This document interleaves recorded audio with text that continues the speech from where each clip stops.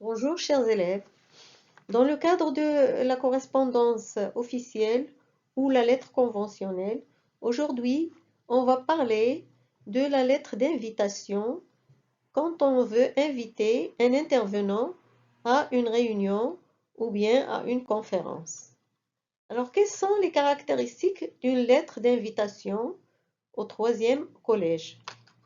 Dans une lettre d'invitation, l'expéditeur invite le destinataire, par exemple, à une réunion, à un événement, à une conférence, à une cérémonie, à un mariage, etc. Le style de la lettre d'invitation change selon le statut du destinataire, c'est-à-dire le vocabulaire qu'on va utiliser dépend de la fonction du destinataire, de son travail, de son niveau social, etc. On utilise un style ou un vocabulaire soutenu dans la lettre conventionnelle et dans les correspondances officielles lorsqu'on s'adresse à un supérieur, à un directeur, à un chef d'entreprise, à un docteur, à un savant, etc. On utilise un style familier et libre dans la lettre personnelle. Quelle est la structure ou la forme de la lettre d'invitation? La structure et la forme de la lettre d'invitation varient elles aussi selon la situation de communication. Qui parle à qui? Dans la lettre conventionnelle ou administrative, par exemple, la lettre est officielle. Donc, on doit mentionner les coordonnées de l'émetteur ou l'expéditeur ou le destinataire et les coordonnées du destinataire. Mais ces éléments sont absents dans la lettre personnelle où la communication est un petit peu familière. Elle revêt un caractère amical. On ne doit mentionner que la ville, la date, la formule d'appel familière, exemple cher cousin, cher ami, etc., plus le corps de la lettre, et enfin la signature. Alors, ce qu'il faut retenir.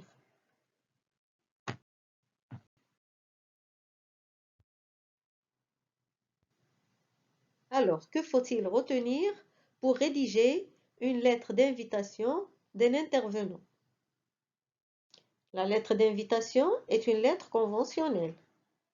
Donc, elle répond au schéma de la lettre formelle. C'est-à-dire qu'il faut mentionner le lieu, la date, les coordonnées à gauche, un petit peu en bas à gauche, les coordonnées du destinateur ou bien de l'expéditeur. Un peu plus bas et à droite, les coordonnées du destinataire. Puis, mentionner l'objet, la formule d'appel et puis le corps de la lettre. Le corps de la lettre d'invitation se compose de trois parties. D'abord, il faut annoncer l'événement qui organise, c'est-à-dire l'objet de l'invitation, la date de l'événement, inviter l'intervenant, indiquer le lieu et l'heure de l'événement, et puis dire ce que l'on attend de l'intervenant. Est-ce qu'il doit présenter un exposé ou bien donner d'autres explications ou bien présenter des vidéos, etc. Et puis la troisième condition, demander la confirmation de participation de l'intervenant. à travers un message ou bien un email.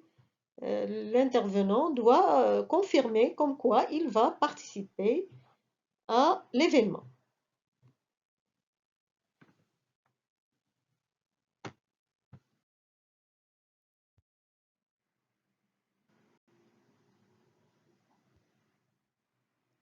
Alors, quelles sont les formules d'invitation qu'on doit utiliser?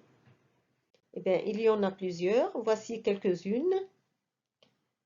Nous sommes ravis de vous convier. Nous sommes heureux de vous inviter à la réunion telle. C'est avec une immense joie que nous vous invitons à assister, etc. Nous avons le plaisir de vous inviter à. Nous avons l'honneur de vous inviter à, etc. Et bien sûr, après le corps de la lettre, il y a une formule de politesse pour terminer votre lettre. Exemple, nous vous prions d'agréer monsieur ou madame. L'expression de nos salutations distinguées. Ou bien je vous prie d'agréer madame ou monsieur l'expression de mes cordiales salutations. Veuillez agréer madame ou monsieur l'expression de ma haute considération. Ou bien nous vous prions de croire monsieur ou madame à l'expression de nos sentiments respectueux, etc., etc.